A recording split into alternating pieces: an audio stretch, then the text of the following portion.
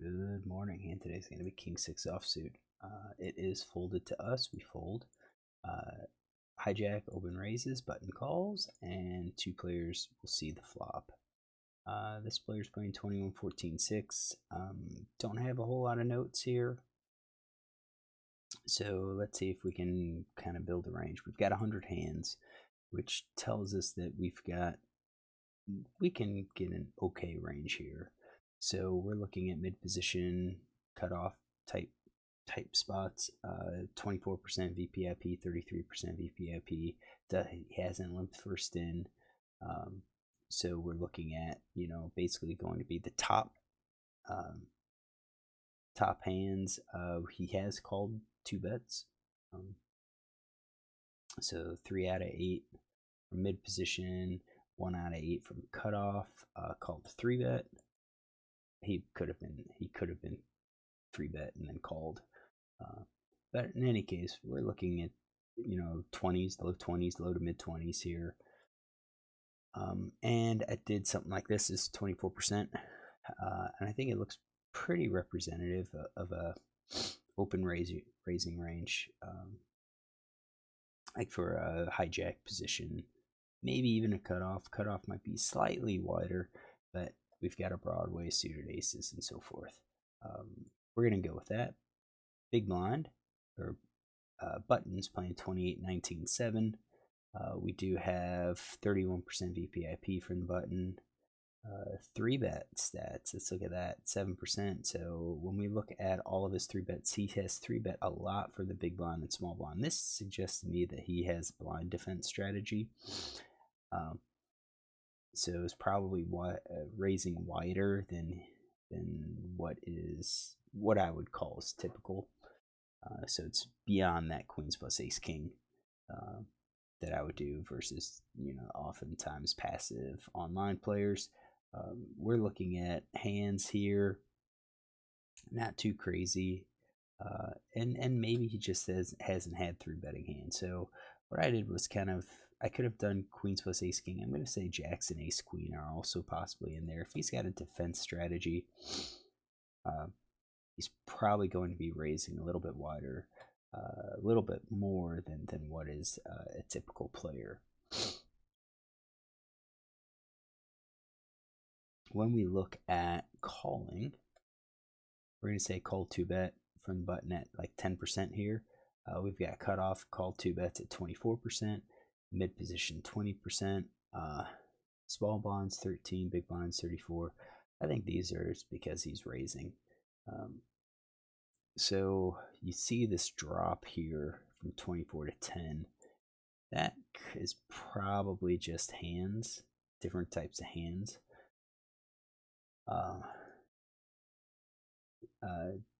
So I started here at 12%. Looking at those numbers, we're probably going to have to widen up. Do we have notes on this guy? Yeah, we've got notes. We've got quite a few notes.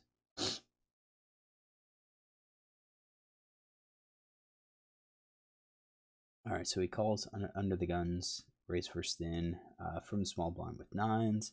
He calls hijacks, raise first in from big blind with 7-6 diamonds.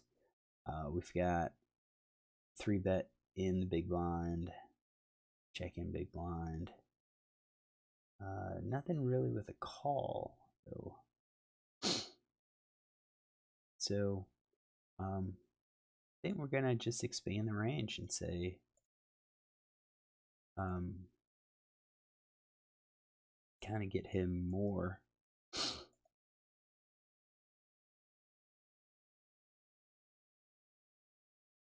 That's 24%. That could be about right. Let's do king 9 suited, queen 9 suited.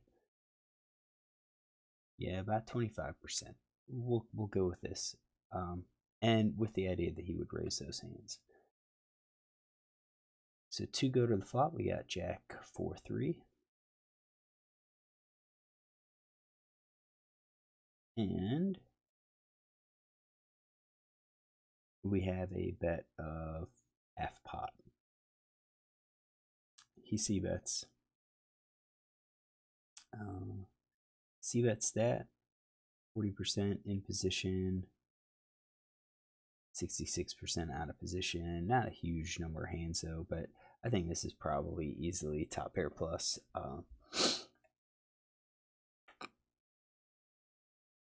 Maybe he throws in a gut shot. Gut shot draw. Does he do like the under pairs? Maybe. Maybe he just goes ahead and fires. He doesn't seem to be as willing to bet, based on those stats. We'll do the. I guess we'll just do those pairs. We'll get him in there, and then this guy calls. His fold C bet set's really low, leading me to think that he's going to call with any pair, any sort of draw whatsoever. So including overcards. That's ace, queen, king, queen. 2-card backdoor flush draws.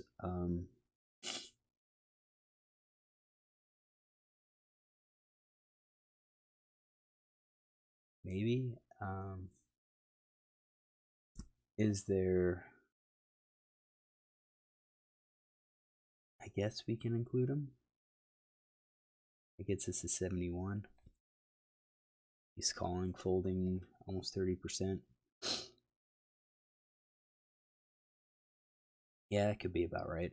Is there any 3-bet here? We're going to check his stats here. Raise. So raise a C-bet, 2 out of 50.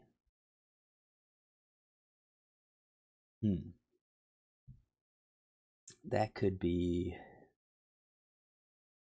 solid hands. We don't have flop. So raise flop C-bet with overpair or less and no draw. So I think we're going to go with this. Turns to 7 of hearts. We have a bet here. Now he's sized up, so that looks like about 75%.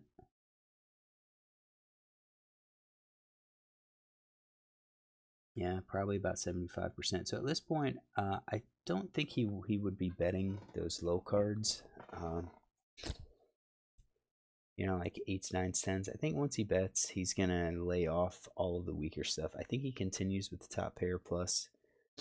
Still going for some value there. I kind of think probably flush draw, open ender is still betting. I would bet the gut shots probably start to back off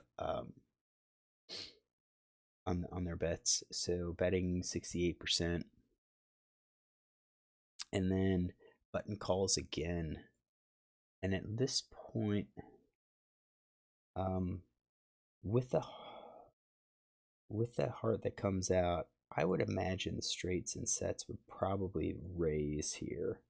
I think top pair probably continues just calling, including the ace jack.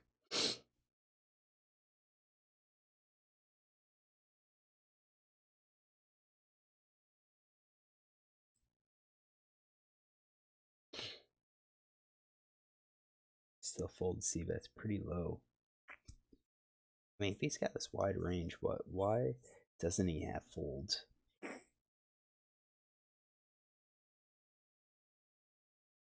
So, we'll include his draws. I guess get shots too. Flush draw over open enders, top pair. I think, yeah, I just don't know if I don't think a pair would call again. There are players that get stubborn and will call with a pair. And maybe this is the guy. Maybe that's why his fold C bet isn't that high.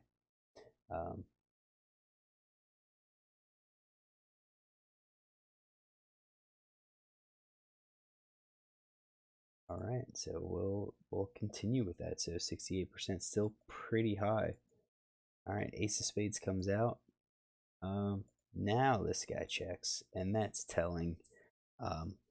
I think a straight continues betting. I think a set continues betting. I think two pair, if he had ace jack or ace four, continues betting. I think a top pair hand probably continues betting. I think these pocket pair less than the top card, the jacks, anything weaker, I think those now check. And that opens the door for this guy to bet. Try to rep the ace. He doesn't, which to me suggests he doesn't have any of those hands. Top pair, maybe. Maybe he goes for some value. Maybe he's worried about the kicker.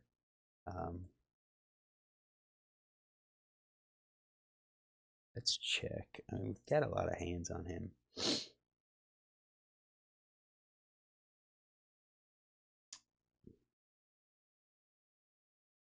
Yeah, float 0. Oh, he does a lot of bets, a lot of floats on the turn. Kind of high on the flop too. So he didn't. Maybe he does have a little bit of value here. But yeah, I kind of think two pair plus is going to be betting here, going for value. So we see showdown. He shows king jack. I do believe we have that in his range. One of these middle pairs. Half pot, sized up, bet again. And you see most of, almost 50% of his hands are those types of jacks. So we have him. This guy shows fives. So shows picked up a gut shot with five, so he did have it. One of the weak pairs. Kind of was paying attention to that. You could say, well, why did you call? You've got a weak pair. Well, he called exactly with a weak pair. That's what a lot of players will do.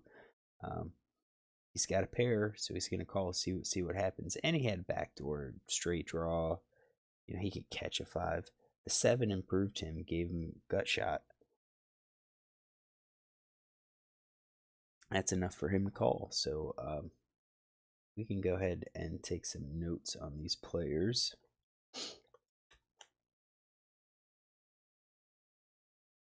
So if we see him again, we know how to play him.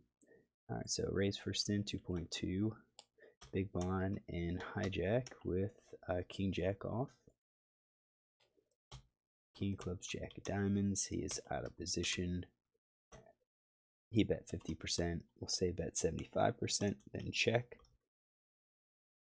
On a jack of spades, 4 clubs, 3 hearts.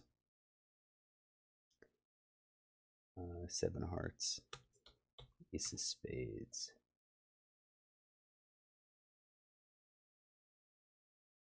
All right, this guy is the guy that needs.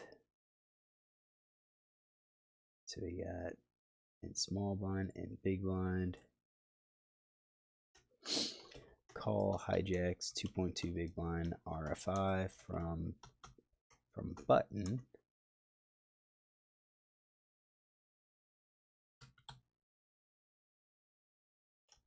He is in position, called 50%, called 75%, check on. So this is an important one, because that means if we go up against him, we could easily bet 3 streets with the top pair hand and really not worry about it. When you've got a bet, and then even with the ace, you could bet again. Is he going to call? Probably not.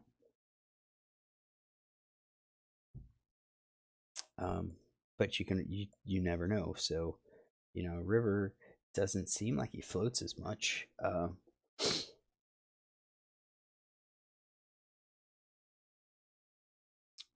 Call C bet 86%. I mean, maybe he's going to call with any pair. And I didn't note any other sort of, or I didn't take any other sort of note from him. But he's obviously calling because he could improve, and he calls because he probably protects against the bluffs. This is a guy that probably likes to play rivers, and what he does is he just calls to take advantage of players that are aggressive early on in the hand, and then once they go up against callers or anybody that faces that puts up some resistance, they just go ahead and shut down on the river and or on the turn and get ready to fold. I think that's why he floats so much. Is that you've got a float here of 36%, and then on the turn a float of 78%, 7 out of 9. So this guy, if he wanted to, he could have bet the flop and then checked the turn, allowed him to bet, and my guess is I don't remember. I have a guess of who this player is, but he check, and this guy's going to bet 11.7, and then you come over the top and raise, and it's going to be hard for him to fold with a gut shot. But you raise, you get a call, and then I think with the ace, you might not like the ace, but that could be a check call situation. If you check, I don't think you can fold. So, all right. So, what do I think of these hands? Nothing real wrong with either of them. I question his call. With a 5, I think he could have raised the flop and really challenged. Yeah, you're going to run into a top pair type hands, but if you think villain might miss a board like this, then having a low pair with some sort of backdoor draw is okay. He can he c-bets, which is kind of standard, and then you raise it, take 3x's bet, and that puts pressure back on him. If he comes over the top, you can just fold your 5s. If he calls, then he's got something. He's not just calling with ace king or king queen. You just don't usually see that. So if he calls, you kind of say, okay, he probably has a jack. And then the 7 comes out. If he checks, you just check behind. What you've done is you've improved. You've got your gut shot, and you've improved in a way where you probably aren't going to get a fold. Now, in this spot, instead of checking behind, I'd probably attack again because we did improve. And if he calls, then yeah, it's a check. It's a check. And then the ace, I can't honestly say the ace helps me at all. But if you think about what kind of hands do I check raise with, trips, 3s, 4s, jacks, probably not. Check raise. What hands would I have raised? I probably wouldn't have done jacks because we've got we would have 2 jacks, 1 on the board. We basically have all of the jacks. It'd be hard for us to get called unless villain has like queens or kings. Queens, kings, aces. So yeah, 3s, 4s, probably 3, 4. I would raise the 10s, 9s, 8s, 7s, 6s, 5s. I think those are all hands that we could raise. 5, 6 would be one that we could raise. 7, 8. No, 6, 7 we can raise, kind of with the gut shot to kind of balance. We could say like an ace 5, ace 2 as well. Ace 5, ace 2 probably would just check behind because we didn't improve, and then the river helps us. And then if it goes check on the turn, we check on the river and or check behind, and the river goes check. Then with the ace 5 or ace 2, we might throw out a small bet, go for a little bit of value. I think jack calls in that case. Here with 5s, I think we bet the turn because we've improved. Now we have a gut shot. We're hoping to try to get a jack to fold, and you never know, especially if it's like a jack weak kicker. You never know, they might just fold, and that's great. We just got a better hand to fold. It's a solid way to kind of play 5s. And again, you may always run up against a situation where villain actually has a hand, and you can't get him off it. in which case on the river it goes check, check. You show fives, he shows king, jack. And that's it. You just lost spot. So I think we're going to end here. Hopefully you enjoy the hand. If you do, look tomorrow. Don't know if I'm going to be able to get some hands done this weekend, but we'll try.